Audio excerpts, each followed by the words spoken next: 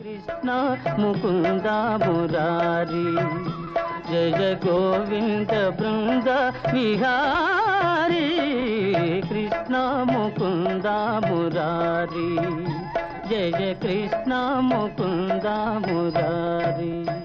శ్రీ విష్ణు చిత్తకులనందన కల్పవల్లీం శ్రీరంగరాజ హరిచందన యోగ దృశ్యాం సాక్షాత్ క్షమాం కరుణయా కమలామివాన్యాం గోదామనన్య శరణ శరణం ప్రపద్యే గోదామనన్య శరణం ప్రపద్యే. శివాయ గురవే నమః. శ్రీమాత్రే నమః. శ్రీ విష్ణు రూపాయ నమః శివాయ. శ్రీకృష్ణ శరణం మమ. శ్రీ గోదారంగనాథాభ్యాం నమః. శ్రీవ్రత దీక్షలో భాగంగా అమ్మ ఆండాళ్ళమ్మ అనుగ్రహించినటువంటి పాశురాల్లో 24వ రోజు పాశురంలోకి ప్రవేశిస్తూ ఉన్నాం. ఇందులో స్వామివారికి వివిధములైన మంగళములను పలుకుతున్న తల్లి.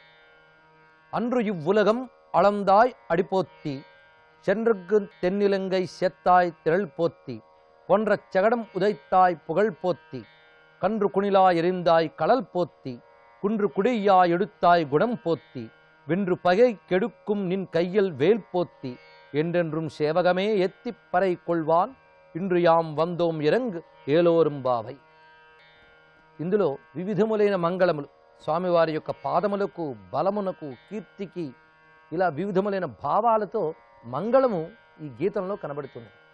భగవంతుడికి మంగళం పలకడం, మనకు మంగళ గీతాలు మంగళ శాసనాలు మన శాస్త్రంలో కనబడుతూ ఉంటాయి. భగవానికి మనం మంగళం చెప్పడం ఏమిటి, మనము జయము చెప్పడం ఏమిటి, భగవంతుడికి జయము భగవంతుడి మంగళం, ఇందులో అంతరార్థం ఏమిటి అంటే ఆయనకు ఏది కోరుతామో అది మనకు లభిస్తుంది.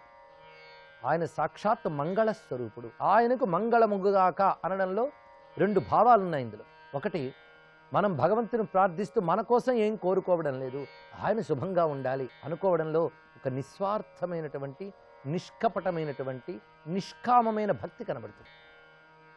అది తత్సుఖ సుఖిత్వం అని నారద మహర్షి తన యొక్క భక్తి సూత్రాల్లో చెప్తున్నట్లుగా భగవంతుని సుఖంలోనే సుఖాన్ని అనుభవిస్తాడు తప్ప భగవంతుని నుంచి ఏదో సుఖాన్ని కోరుకోడు భక్తుడు. ఇదే నిస్వార్థమైన భక్తి, నిష్కపటమైన భక్తి, పరమ ప్రేమాత్మకమైన భక్తి. అలాంటి ప్రేమాత్మక భక్తే ఈ మంగళ గీతాల్లో మనకు కనబడుతుంది. ఇంకొకటి, భగవానుడు విశ్వశరీరుడు, విశ్వమే ఆయన యొక్క శరీరం. ఆయనకు మంగళముగ్గాక అంటే ఈ సమస్త విశ్వానికి క్షేమముగ్గాక అని అర్థం. అది కనుకనే సమస్త ప్రపంచము క్షేమంగా ఉండాలి అంటే భగవానికి మంగళమని కీర్తించాలి. ఈ 2 అర్థాలు ఈ మంగళ భావాల్లో ఉన్నాయి. మనకు కనిపించే ప్రతి మంగళ గీతంలోని ఈ భావాల్ని గ్రహించవచ్చు. ఇందులో చెప్తున్నటువంటి ఈ మంగళ గీతంలో పోత్తి పోత్తి అనే పదం వస్తున్నది. పోత్తి అంటే మంగళము అని అర్థం. అన్రు ఇవ్వులగం అళందాయ్ అడిపోత్తి. అన్రు అంటే ఆనాడు, ఏనాడు, పూర్వకాలంలో స్వామి ఒకప్పుడు అవతరించి చూపించిన ఒక లీలని ఈ వాక్యంలో స్మరిస్తున్న తల్లి.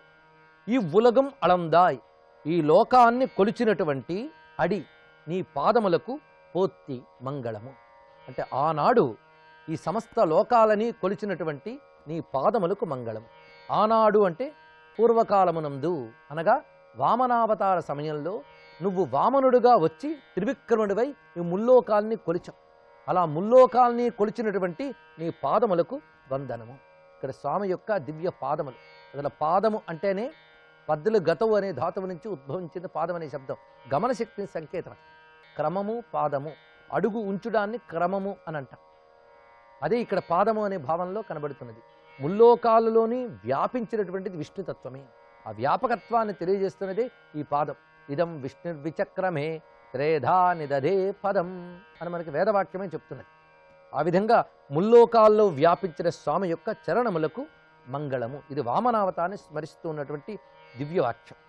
చండ్రంగు తిన్నలింగై సెత్తాయ్ తిరళ్పోత్తి.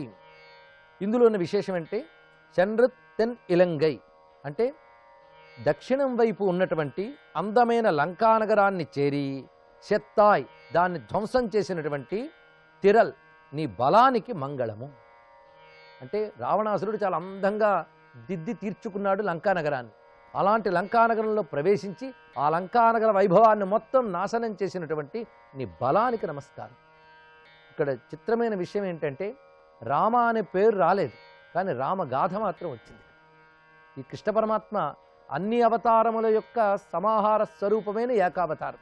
అందుకే నృసింహతత్వాన్ని, త్రివిక్రమ అవతారాన్ని, రామావతారాన్ని కూడా ఈ పాసురాల్లో స్మరించడం జరిగింది. గత పాసురాల్లో కూడా రామావతారాన్ని వివిధ విధములుగా చెప్పడం జరిగినది. ఇక్కడ ఆ రాముడే కృష్ణుడు.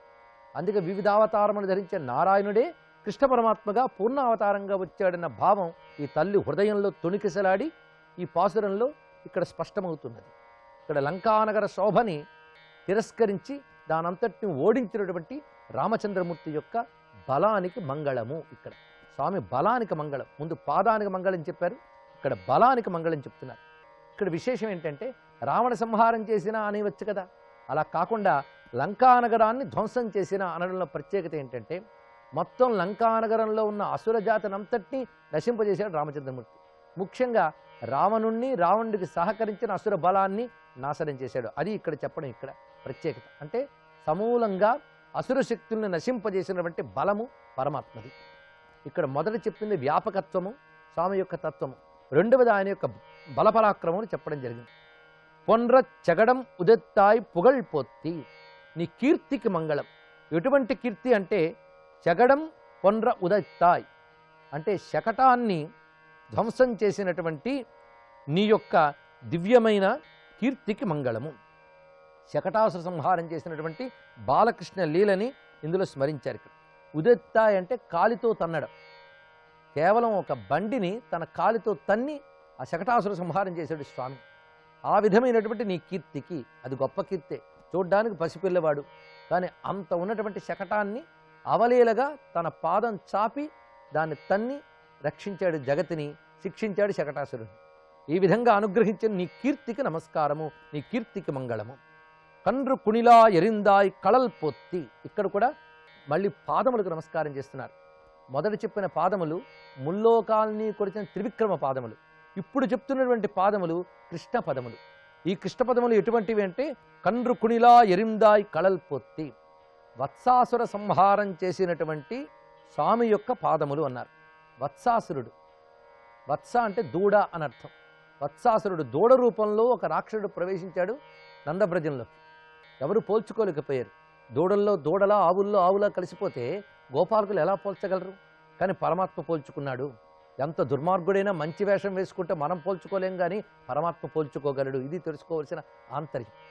అన్నీ వత్సలే, అమాయకమైన దూడలే. అందుకు పరమాత్మ పోల్చుకోలేడు అని రాక్షసుడు కూడా దూడగా మారి వచ్చాడు. ఎంత దూడ వేషం వేసుకున్న గోముఖ వ్యాఘ్రాన్ని పరమాత్మ పోల్చలేడా? ఆయన పోల్చుకున్నట్ట.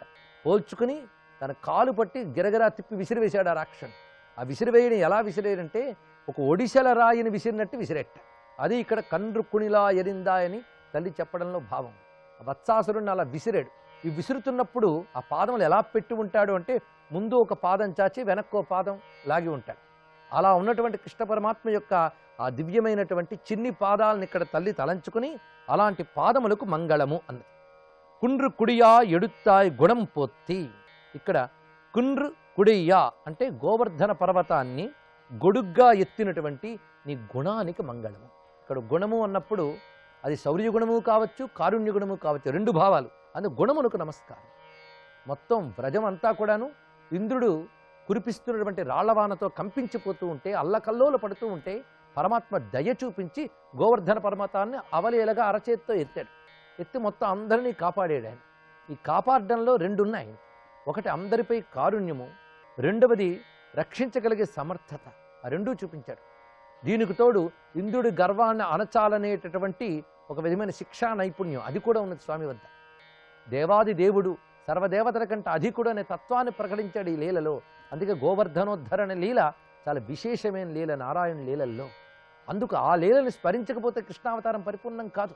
గోవర్ధన గిరిధారి అయినటువంటి స్వామి యొక్క దివ్యతత్వాన్ని ఇక్కడ అమ్మ స్మరించుకుని అటువంటి నీ శౌర్య గుణానికి, కారుణ్య గుణానికి, సౌజన్య గుణానికి, నీ ఆధిక్య గుణానికి మంగళము అని కీర్తిస్తూ ఉన్నది. కొండ గొడుగుగా గోవులగాచిన కొండొక శిశువుకు గొబ్బిళ్ళు, వెండిపైడయుగు వెంకటగిరిపై కొండలయ్యకును గొబ్బిళ్ళు అంటాడు అన్నమాచారి. ఆ విధంగా ఆ తల్లి ఇక్కడ కొండ గొడుగుగా గాచినటువంటి ఆ గోవర్ధనగిరిధాయిన కృష్ణ పరమాత్మ యొక్క దివ్య గుణములకు మంగళం పలుకుతూ వెండ్రు పగై కెడుక్కుం నిన్ కయ్యల్ వేల్ పొత్తి, శత్రువుల్ని జయించడంలో సమర్థత కలిగినటువంటి నీ చేతిలో ఉన్న వేలాయుధానికి మంగళము. ఇక్కడ వేలాయుధం అంటే బల్యము అని అర్థం. స్వామి శత్రు సంహారం చేసినప్పుడు పట్టుకున్న ఆయుధము అని భావన చేయవచ్చు. అటువంటి నీ ఆయుధములకు నమస్కారం. ఇక్కడ స్వామి వివిధావతారముల్లో వివిధములైన ఆయుధములు ధరించాడు. కృష్ణావతారంలో కూడా దివ్యమైన కోదండాన్ని ధరించి అసుర సంహారం చేసిన వైనం వర్ణించాడు. అదేవిధంగా వివిధ సందర్భాల్లో వివిధములైన ఆయుధములు ధరించాడు. ఆయుధములకన్నిటికీ కూడా మంగళము. ఇక్కడ వేల్పోత్తి అని చెప్పిన అన్ని ఆయుధములు ఉపలక్షక న్యాయం అనే సూత్రంతో మనం స్వీకరించవచ్చు. శంఖచక్ర గదా పద్మాది ఆయుధములన్నిటికీ కూడా మంగళము. ఈ విధంగా నీ యొక్క దివ్య వీర చరిత్రల్ని మేము గానము చేస్తూ నీ నుంచి పరమను పొందడానికై ఈనాడు నీ వద్దకు వచ్చామయ్యా, మమ్మల్ని అనుగ్రహించు అంటున్నారు. ఇక్కడ మొత్తం కృష్ణ శరణాగతి, గోపికలను మేల్కొల్పడం అయినది, నీలాదేవిని కూడా ప్రార్థించడమైనది. కొన్ని పాసురముల నుంచి మిగిలినవన్నీ కూడా కృష్ణ పరమాత్మ దగ్గరే అనన్య శరణాగతిని ప్రకటించుకుంటూ ఉన్నారు. ఇంతవరకు చేసినవన్నీ స్వామి యొక్క వీర చరిత్రను గానం చేయడం. అందుకే ఉన్ సేవకమే ఎత్తి అంటే నీ యొక్క వీర చరిత్రమునే మేము స్తుతిస్తూ వచ్చాము. ఈ స్తోత్రం యొక్క ప్రయోజనం ఏమిటంటే పరై కొల్వాన్, పరమును పొందుటకు గాను మేము ఈనాడు వచ్చాము, నువ్వు మమ్మల్ని అనుగ్రహించాలి. ఇక్కడ ఈ పోత్తి పోత్తి అనే మాట ఉన్నదే, మంగళము మంగళము అని చెప్పడం. ఈ తల్లి యొక్క తండ్రి ఉన్నారే, ఎవరు? విష్ణు చిత్తుడు పెరియాళ్వార్. ఆయన పల్లాండు పల్లాండు అని కీర్తిస్తారు స్వామివారిని. ఆ భావం ఇక్కడ మనకు కనిపిస్తున్నది. పల్లాండు పల్లాండు అంటే స్వామి యొక్క దివ్య సౌందర్యాన్ని చూసి దానికి దిష్టి తీస్తూ వాటికి మంగళం పలికినట్లుగా పల్లాండు పల్లాండు పల్లాయిరత్తండు పలకోడి నూరాయిరం అని విష్ణు చిత్తుడు పలికినట్లుగా ఇక్కడ పోత్తి పోత్తి అని ఆ స్వామి యొక్క ముద్దుల బిడ్డ అయినటువంటి తల్లి గోదాదేవి కీర్తించింది. అటువంటి ఆ తల్లికి నమస్కరిస్తూ ఆండాళ్ తిరువడగలే శరణం.